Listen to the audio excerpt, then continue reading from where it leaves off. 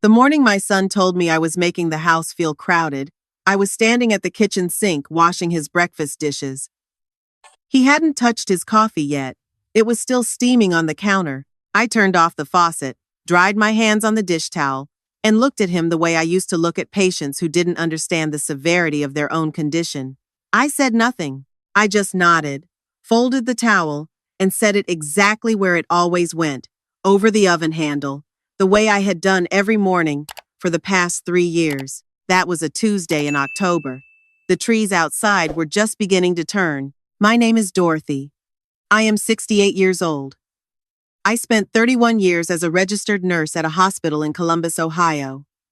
I raised my son by myself after his father left when the boy was 4. I worked double shifts on Christmas Eve so I could give him something under the tree on Christmas morning. I drove him to every baseball practice, every school play, every college visit. When he graduated, I cried harder than anyone in that auditorium because I knew what it had taken, what both of us had given, to get him to that stage. I am telling you all of this not for sympathy. I am telling you so you understand exactly who I was when I handed my son a check for $47,000. It was the down payment on the house. My daughter-in-law, who I will call what she asked me to call her when they first got engaged, and that was simply your son's wife, because she said she wasn't ready for anything warmer, had found a property in a suburb outside of Columbus, 4 bedrooms, 2.5 baths, a yard big enough for the grandchildren she kept telling everyone she planned to have. My son called me on a Thursday evening, his voice doing that particular thing it did whenever he needed something significant, going lower and slower and overly casual. And he explained that they were short, not by a little, by $47,000. I want to be honest about what happened in the moment, he asked. There was a part of me that hesitated, not because I didn't want to help him, but because something in the casualness of the ask felt off to me. Like he had already decided I would say yes before he finished the sentence. But he was my son, and I had spent 31 years in healthcare, which means I had spent 31 years watching people make the mistake of waiting too long to do the things that mattered. I didn't want to be the mother who waited, so I said yes. What I did not know, and what my son did not tell me until the closing, was that my name would also be on the deed. The mortgage broker had explained that because the gift was so substantial, and because I was contributing more than 20% of the purchase price, the bank required me to be listed as a co-borrower, which meant I was also a co-owner. My son presented this to me as paperwork, as a formality, as something we could sort out later. His wife was standing in the hallway when he explained it, looking at her phone. She did not look up. I signed the documents. I moved in 6 months later. It was not supposed to be permanent. That is the first thing I want you to understand, because I have thought about it many times since, and I believe that is where the whole thing began to unravel. There was no conversation about timelines. There was no agreement written down. My son had said, when he first brought up the idea of me moving into the 4th bedroom, that it would be nice to have family close. His wife had said nothing. I had interpreted her silence as consent. I was wrong. The 4th bedroom was at the end of the hall, across from the bathroom the children used. I say the children, but at that point, there were no children yet. Just the expectation of them, which in that house functioned almost like a presence of its own. The room was small. I made it comfortable. I brought my reading chair, my lamp, the quilt my mother had made me. I told myself it was temporary, that I would find a smaller place nearby once I got my footing, once I figured out the new rhythm of retirement. I told myself a lot of things in those early months. For the first year, things were manageable. Tense sometimes, but manageable. I cooked dinner 3 or 4 nights a week because I liked cooking, and because my son worked long hours and his wife worked from home, but seemed to find the act of preparing a meal personally offensive. I did the grocery shopping. I cleaned the common areas. I babysat on weekends when they went out, even before there were children to babysit, because my presence in the house seemed to require a function to justify it. Then my grandson was born, and then, 14 months later, my granddaughter. I want to be careful here, because I love those children more than I can explain without sounding like a person who has lost perspective. I do not believe I have lost perspective. I believe that what happened after they were born was a slow and deliberate renegotiation of my place in that house, conducted entirely without my participation. My daughter-in-law stopped acknowledging me directly, not all at once, and not in a way that would have been easy to point to if anyone had asked. It was the kind of erasure that happens through accumulation. She would ask my son to ask me things she could have asked me herself from 2 feet away. She would make decisions about the house, rearranging furniture, repainting walls, changing the layout of the kitchen without mentioning them to me beforehand. She began referring to the fourth bedroom as the guest room when she talked to friends on the phone, even when I was sitting in the living room and could hear her. One evening in the second year, I came home from a walk to find a woman I did not recognize sitting in my reading chair. She was a friend of my daughter-in-law's, visiting for the weekend. My reading chair had been moved into the living room. My lamp was there too. When I asked my son about it later, he said his wife had needed the space in my room for a crib. For the baby. I pointed out that the baby had a crib in the master bedroom and had been sleeping there without incident for months. My son said it was for the second baby. Eventually. He said it like eventually meant tomorrow. I moved my things to the corner. My friend Linda, who I have known since nursing school, and who has the particular gift of saying exactly what she thinks without making you feel attacked by it, came to visit me that spring. She sat on my narrow bed, looked around the room, and said, "Dorothy, this isn't a bedroom anymore. This is a storage unit with a mattress." I laughed because it was true, and because laughing was easier than the alternative. Linda did not laugh. She looked at me with the expression I recognized from the days we used to give patients difficult news. Steady, unflinching, present. "Do you know you're on the deed?" she said. I told her I knew. "Does she know?" Linda said. I thought about it. I was not sure. In my third year in that house, my daughter-in-law began asking me for money, not directly. She was never direct with me about anything.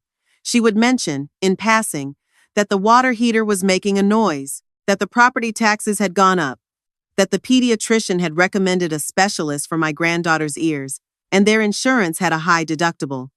She never asked me outright.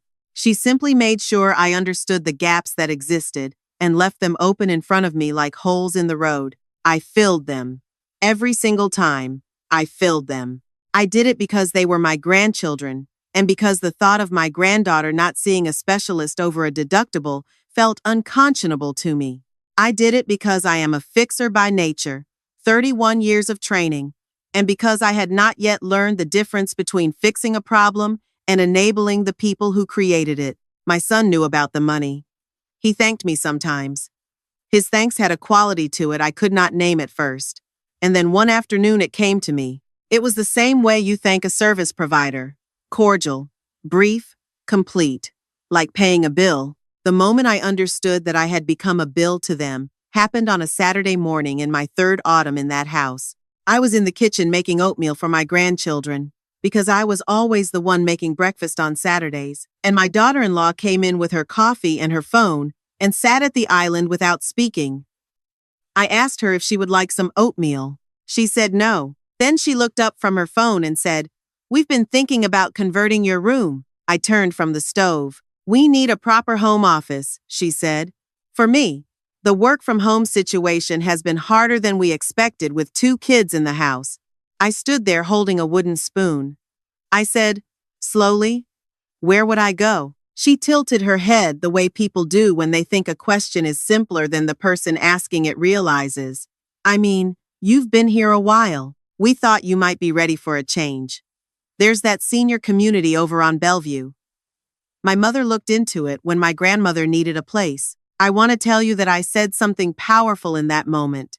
I want to tell you that the words came to me cleanly, and I delivered them without hesitation. But the truth is that I said nothing. I turned back to the oatmeal.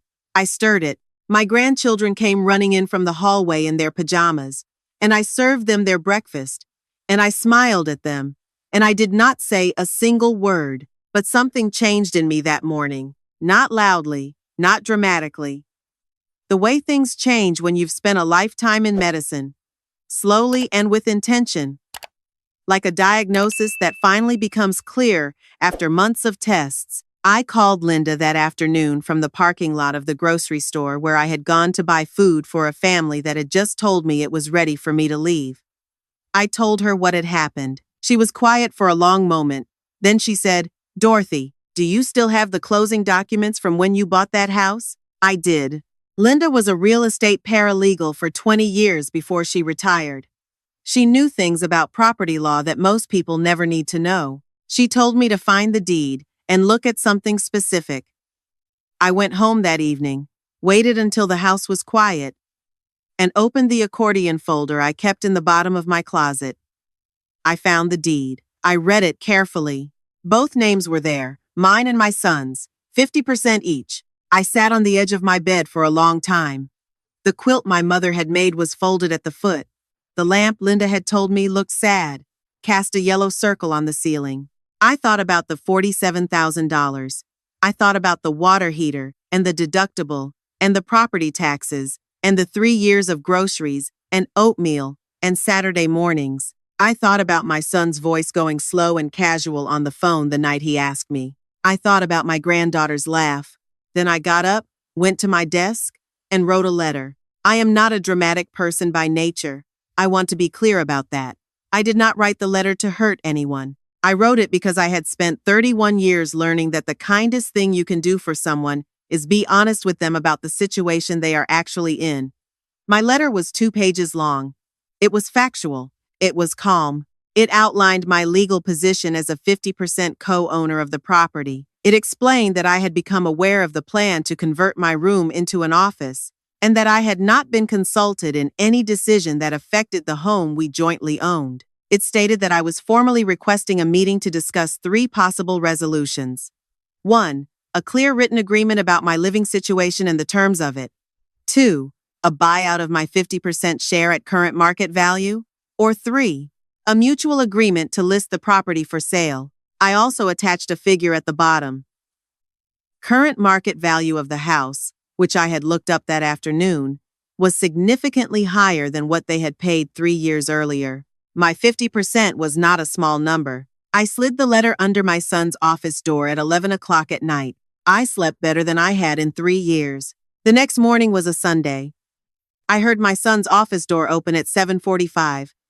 I heard footsteps in the hall. I heard a knock on my door, harder than I expected, and then my daughter-in-law's voice saying my name. She said it once, then again, louder. I took my time getting up. I put on my robe. I opened the door. She was holding the letter in both hands. Her face was doing something I had never seen it do before.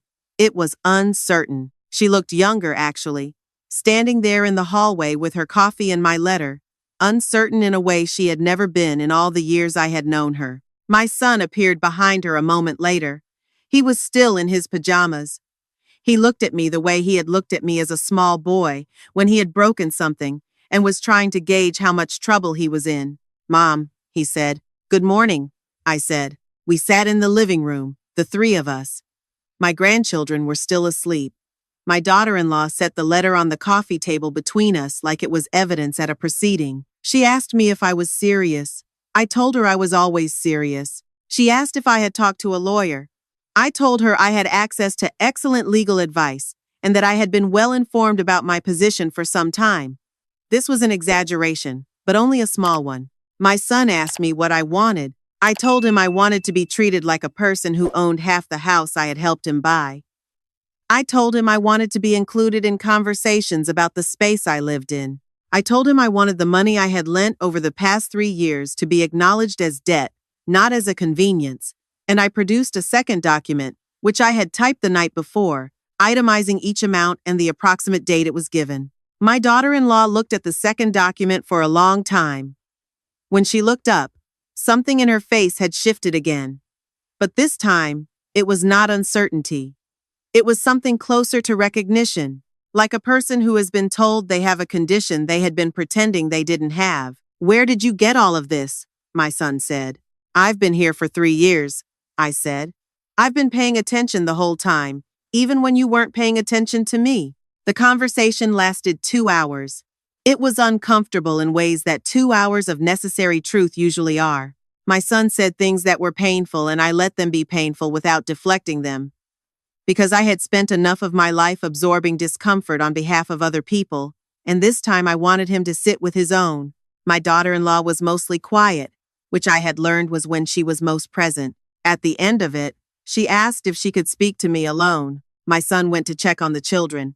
She and I sat across from each other in the living room with the letter and the itemized list between us. I didn't realize the deed worked that way, she said. I know, I said. I didn't think of you as she stopped. As what? I said. She was quiet for a moment. As someone with a stake in this, I looked at her steadily. I put $47,000 into this house. I have contributed money to this household every year since I moved in. I have cared for your children more hours than you have probably counted. I have a stake in everything in this house, including those 2 children asleep down the hall. That has always been true. The only thing that's changed is that I'm saying it out loud. She looked at the letter again. Then she looked at me.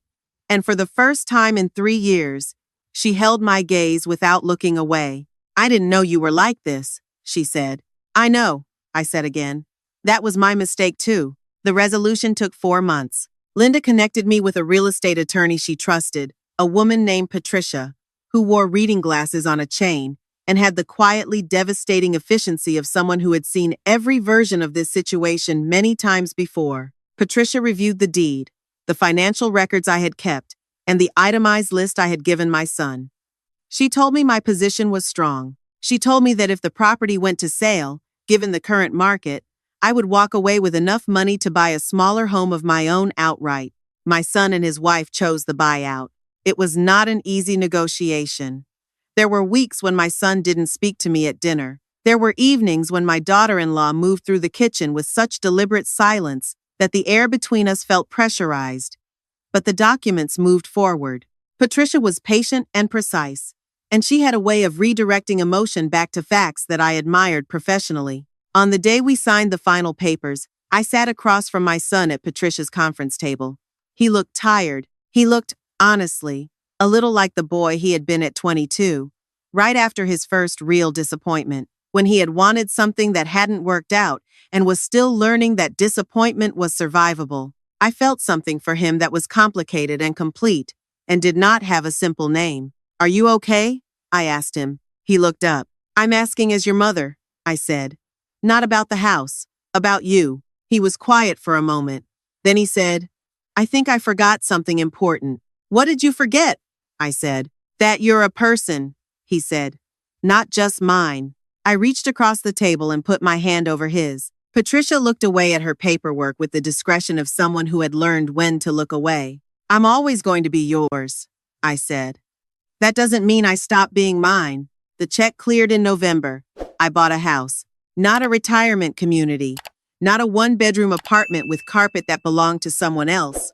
A house. Small. 3 blocks from a park. With a kitchen that gets the morning light and a backyard that Linda immediately claimed for the garden she has been threatening to start for 20 years. The reading chair is by the window now. The lamp is exactly where I want it. The quilt my mother made is on the bed, in the room that is only mine. Linda came over the first evening with takeout from the Thai place we have been ordering from since 1987. We sat on the floor of my living room because the furniture hadn't arrived yet, and we ate pad CEO out of cardboard containers, and she said, So, how does it feel? I thought about it. I thought about 31 years of overnight shifts, about the Christmas Eves and the baseball practices and the $47,000 and the oatmeal on Saturday mornings and the document I had typed at 11 o'clock at night while my grandchildren slept down the hall. It feels like I finally moved in, I said. She lifted her container toward mine. To Dorothy, she said. To Dorothy, I said. My son calls on Sundays now. The calls are different than they used to be. Shorter sometimes, but more real. My daughter-in-law got on the phone last month, which surprised me. She asked how the house was coming along. I told her the kitchen was almost done, and that the garden was Linda's project now, and that I couldn't be held responsible for whatever ended up growing back there. She laughed. It was not a performance of a laugh. It was a small, real one, and I filed it away in the category of things that might yet become something. My grandchildren are going to visit me next month. I have already decided what I am making for breakfast. I want to end by saying something I wish someone had told me years ago, because I believe it, and I believe it might be useful to someone listening. The money was never really about the money. The letter was never really about the letter. What I had spent 3 years looking for, through the grocery runs and the Saturday mornings and the itemized lists and the attorney's conference table, was the thing that had been mine all along and that I had quietly handed away in the name of keeping the peace, my own sense of what I was worth. I am 68 years old. I have 31 years of experience caring for people in some of the hardest moments of their lives. I raised a son alone, in a city where I knew almost no one, and I did it without complaint, because I thought that was what love required.